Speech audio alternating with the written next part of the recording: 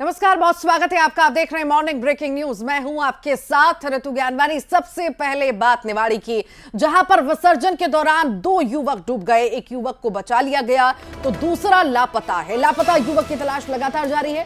बेतवा नदी के कंचना घाट में यह हादसा होना बताया जा रहा है। तो विसर्जन के दौरान यह हादसा होना बताया जा रहा है। ये तस्वीर आप देख रहे हैं, निवाड़ी की तस्वीरें। गणेश विसर्जन के दौरान 2 युवक डूब गए और एक की जान बचा ली गई, दूसरा अभी लापता है, जिसे ढूंढने का प्रयास जो है लगातार किया जा रहा है। हर साल हम देखते हैं विसर्जन के दौरान लापरवाहियां जो हैं भारी पड़ती हैं और इन्हीं लापरवाहियों की वजह से कई सारी जानें भी चली जाती हैं। कुछ ऐसी तस्वीर देखिए निवाड़ी की इस बार देखने को मिली है, जहां पर बड़ी लापरवाही कहीं ना कहीं यहां पर जो है भारी पड़ी है और 2 युवक विसर्जन के दौरान डूब गए, गहरे पानी में चले गए। एक को बचा लिया गया, एक की तलाश अभी भी जारी है।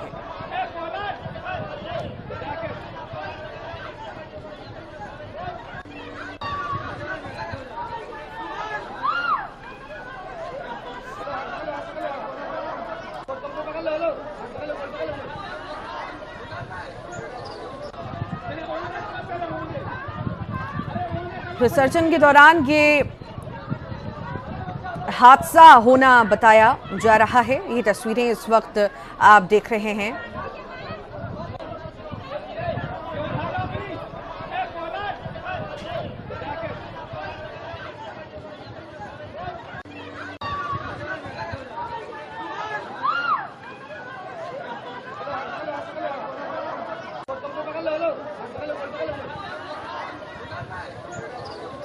देश विसर्जन के दौरान हादसा हुआ है। हम हमेशा हर साल ही ऐसे हादसों की तस्वीरें देखते हैं। किन्हीं लापरवाहियों की वजह से यह हादसा बताया जा रहा है। बताइए।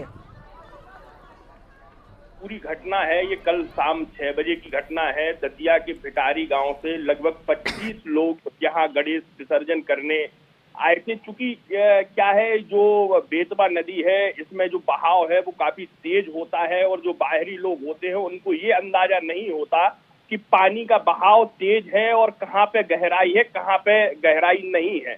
इसी कारण जो लोग होते हैं वो पानी में उतरते हैं और लापरवाही के कारण अपनी जान तक गंवा देते हैं। कल ये जो मामला है ये कल शाम देखने को मिला। इसमें 2 युवक जब नदी में उतरे तो जो एक युवक भूपेंद्र राजपूत और दूसरे का नाम है विकास राजपूत।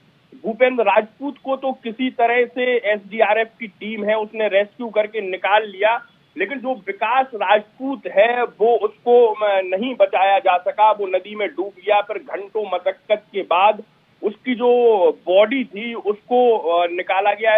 ये कहीं ना कहीं इस तरह के हादसे कुछ ना कुछ सीख दे के जाते हैं और लोगों को ध्यान रखना चाहिए कि जब भी नदी के किनारों पर जाएं तो एहतियात बरतें। जी देखिए हृदेश, यहाँ पर जिस तरह का हादसा हमने देखा है, यहाँ हम घाटों की बात करें तो एक प्रशासन की भी बड़ी जिम्मेदारी इस समय होती है। जब विसर्जन होता है तो उन्हें भी जो है मुस्तैदी दिखाना बहुत ज्यादा जरूरी है। क्या हम यहाँ पे भी एक लापरवाही माने? तौर पर जो जब गणेश विसर्जन ओरछा चूंकि धार्मिक और पर्यटन नगरी है, यहाँ लोगों की आस्था है, तो भारी संख्या में भीड़ आती है। उन्हीं में से कुछ लोग प्रशासन के एहतियात देने के बाद, अनाउंसमेंट देने के बाद वो लोग और प्रशासन के जो नियम हैं उनको फॉलो नहीं करते और इस तरह के जो हादसे हैं उनका शिकार हो जाते हैं। जी जी जी जी, ठीक। बहुत बहुत शुक्रिया हृदेश जानकारी को साझा करने के लिए।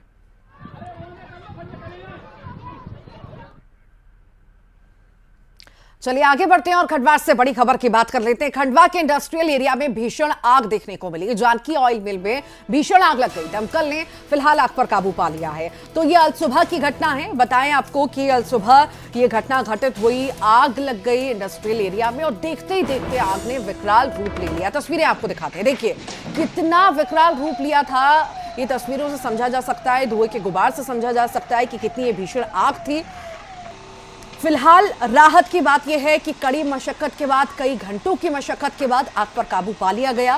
फिलहाल टीम अभी भी मौजूद है और तत्परता के साथ कहीं ना कहीं काम वहां पर किया जा रहा है कि फिर से जो है आग एक बार फिर से ना उड़ जाए, इसीलिए बारीकी से जो है देखी जा रही है चीजें, और टीम वहां पर मौजूद है। इस पूरे जो घटनाक्रम है, भीषण आग में करोड़ों के नुकसान की आशंका भी जताई जा रही है। आग बहुत ज्यादा फैल गई, सब कुछ जलकर खाक हो गया। ये तस्वीरें इस वक्त हम आपको खंडवा की दिखा रहे हैं।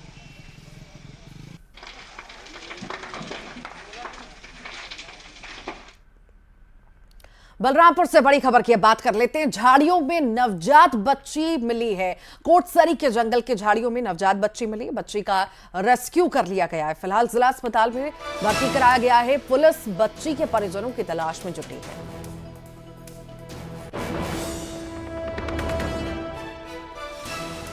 ये तस्वीरें बलरामपुर की आप इस वक्त देख रहे हैं। बच्ची जो है, नवजात बच्ची झाड़ियों में मिली है। हालांकि कौन इसे छोड़ के गया, कहां से ये बच्ची आई, इस बारे में सभी पहलुओं पर भी जांच हो रही है। पुलिस जो है उसके परिजनों की तलाश कर रही है। जिला अस्पताल में फिलहाल डॉक्टरों की निगरानी में बच्ची को रखा गया है, उसका इलाज जारी है।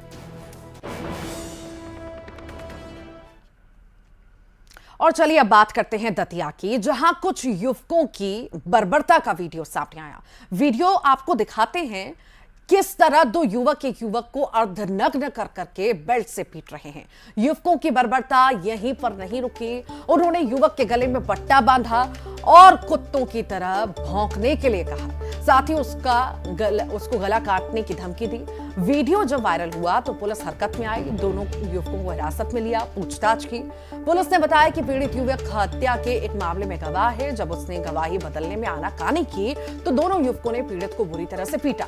वीडियो दतिया और यूपी के झांसी के बीच जंगल का बताया जा रहा है।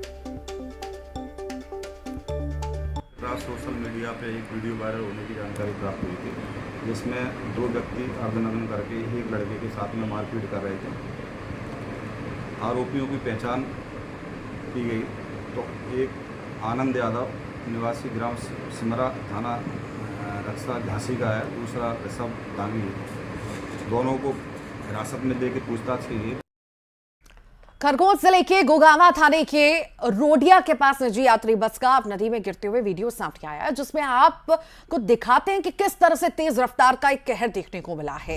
तेज रफ्तार बस चलती जा रही है और मोड़ पर सीधे नदी में जा गिरती है। बस के ठीक पीछे चल रहे वाहन में सवार लोगों ने यह वीडियो बनाया। आपको बता दें कि निजी यात्री बस खरगोन से सनावद की ओर जा रही थी और इस दौरान अचानक टायर फटने से बस अनियंत्रित होकर नदी में जा गिरी।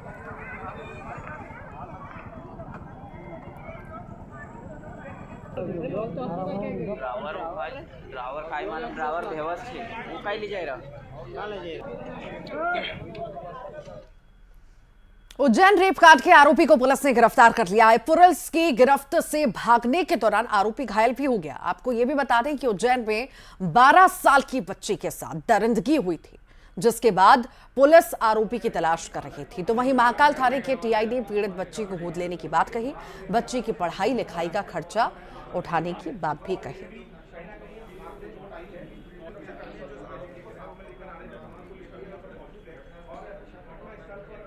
टीआई महाकाल अजय वर्मा जी ने ये डिसाइड किया है कि जो बच्ची है उसको वो गोद लेंगे और जितना भी उसका आगे का लिखाई का पढ़ाई का जो भी खर्चा रहेगा उसको वो बेयर करें। और अब आगे बढ़ते हैं और बात उज्जैन की करते हैं। रेप कांड में बड़ा अपडेट ये आपको दे रहे थे कि पुलिस ने गिरफ्तारी कर ली है दरिंदे की 12 साल की बच्ची के साथ, जिसने दरिंदगी की। पुलिस कस्टडी से आरोपी भाग भी रहा था और इस दौरान घायल भी हुआ।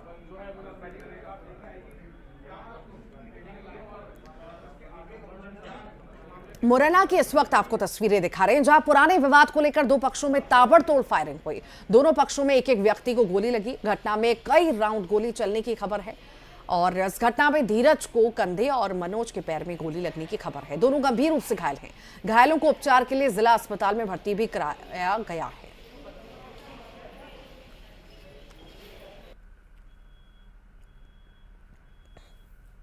कुकुमेरी गांव में दो पक्षों के बीच में फायरिंग की घटना हुई। ये दोनों ही पक्ष एक दूसरे के रिश्तेदार हैं और जमीन के विवाद को लेकर के इन लोगों के बीच में ये घटना हुई है। मंडला में बिछिया नगर परिषद के लेखा शाखा को बिछिया एसडीएम ने सील कर दिया। एसडीएम को लगातार आर्थिक अनियमितताओं की शिकायत मिल रही थी, जिसकी एसडीएम जांच कर रहे थे। जांच में पता चला कि कर्मचारियों का 3 महीने से भुगतान नहीं हो रहा। कुछ लोगों को नियम विरुद्ध तरीके से नियमितीकरण कर दिया गया था। कुछ सब्सिडी वाले आवेदन पर जहां ज्यादा आवेदन होने चाहिए थे, वहां कम आवेदन हुए थे।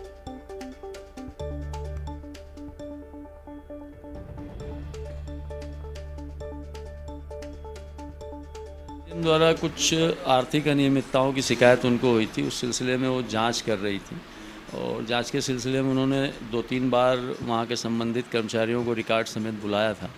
वो लोग उपस्थित नहीं हुए, इसलिए उन्होंने केवल अकाउंट सेक्शन को सील किया है और जांच प्रतिवेदन बनने तक। बाकी परिषद पूरी खुली हुई है।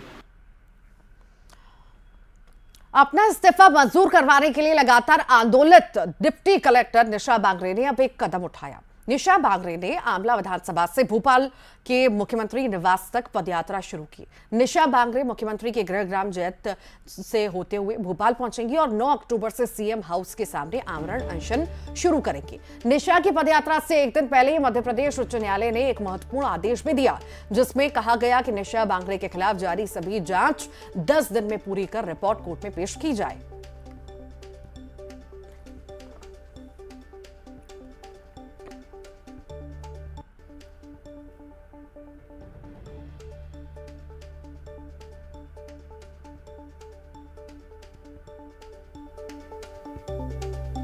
की दलील शासकीय अधिवक्ता द्वारा गुमराह करने के लिए हाईकोर्ट में दी जा रही है कि हमें एमपीपीएससी से सहमति लेना है। तो मेरा ये सवाल है कि जब भाजपा से टिकट देना होता है किसी डॉक्टर को, जो डॉक्टर है जबलपुर मेडिकल कॉलेज में, उन्हें एक दिन में ही टिकट मिल जाती है, उसी दिन उनको इस्तीफा मंजूर हो जाता है और उसी दिन उन्हें बीजेपी की जो सदस्यता ग्रहण कर ली जाती है। मैं यहाँ 3.5 महीने से इंतजार कर रही हूँ। जब एक डॉक्टर को एक दिन में टिकट मिल सकती है, पार्टी ज्वाइन कराया जा सकता है, तो जब मैं कह रही हूँ कि मुझे चुनाव लड़ना है, मेरा इस्तीफा मंजूर करिए, तो मेरे साथ ये अन्याय। देश के सबसे स्वच्छ शहर इंदौर के मेयर पुष्यमित्र भार्गव लापता हैं। ये हम नहीं कह रहे हैं, बल्कि शहर के भानगढ़ रोड के रहवासियों ने कुछ इसी तरीके के पोस्टर अपने क्षेत्र में लगाए हैं, जिनमें लिखा है कि भानगढ़ रोड की जनता पूछेंगे, महापौर जी क्यों हो मिसिंग। दरअसल इस क्षेत्र में रोड ना बनने से यहाँ के रहवासी परेशान हैं। उन्होंने अपना आक्रोश जताने के लिए पोस्टर लगाए हैं। रहवासियों का कहना है कि वो कई सालों से सड़क निर्माण की मांग कर रहे हैं, लेकिन उनकी सुनवाई नहीं हो रही।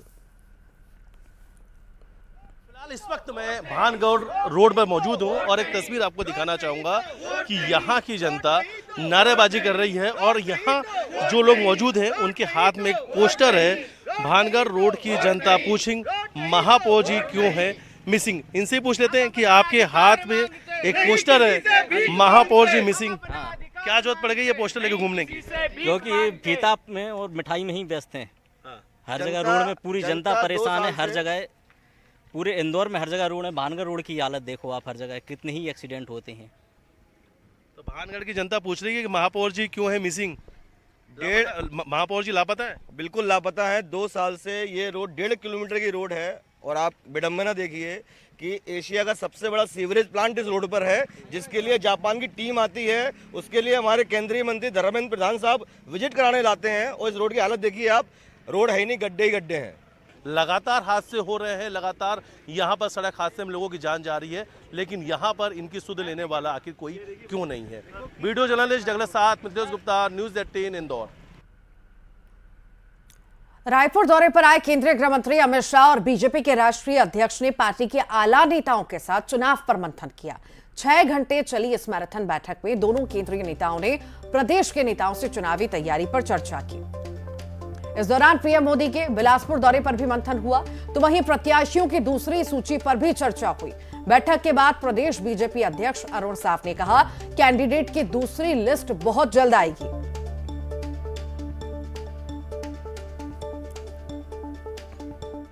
अब तक चुनाव की दृष्टि से जो तैयारियां हुई है उन सबको लेकर विस्तार से बातचीत हुई है और हमारी परिवर्तन यात्रा अभी निकली है और परिवर्तन यात्रा से लेकर अन्य जो हमारी चुनाव की तैयारियां चल रही है उन सब के विषय में विस्तार से बातचीत हुई। निश्चित रूप से अब तक हमारी जो चुनाव की तैयारियां हैं वो कहां तक पहुंची है, किस तरह से काम चल रहा है, सूची कब तक ऐसी है जो टेंटेटिव?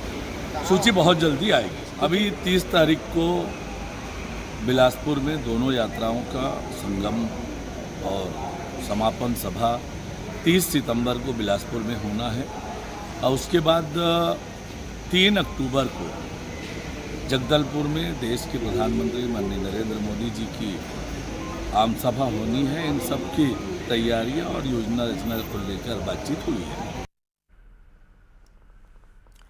कल पीएम मोदी के बिलासपुर दौरे की तैयारियों के साथ ही 3 अक्टूबर को जगदलपुर में होने वाली रैली की तैयारी भी जारी है और इसी कड़ी में बीजेपी की राष्ट्रीय उपाध्यक्ष लता उसेंडी जगदलपुर के दौरे पर पहुंची, जहां उन्होंने पीएम मोदी के 3 अक्टूबर को होने वाले दौरे को लेकर चल रही महिला मोर्चा की तैयारियों का जायजा लिया और पार्टी कार्यालय में बीजेपी महिला मोर्चा की बैठक ली। इस मौके पर लता उसेंडी ने कहा कि पीएम मोदी की जगदलपुर में होने वाली सभा में 1.5 से 2 लाख लोग शामिल होंगे, जिसमें आधी आबादी महिलाओं की होगी, जो प्रधानमंत्री नरेंद्र मोदी के जगदलपुर प्रवास के दौरान उनका स्वागत करेंगी। इस मौके पर बीजेपी के राष्ट्रीय उपाध्यक्ष ने महिलाओं को 33% आरक्षण दिए जाने पर पीएम मोदी का छत्तीसगढ़ की तमाम महिलाओं की तरफ से धन्यवाद दिया।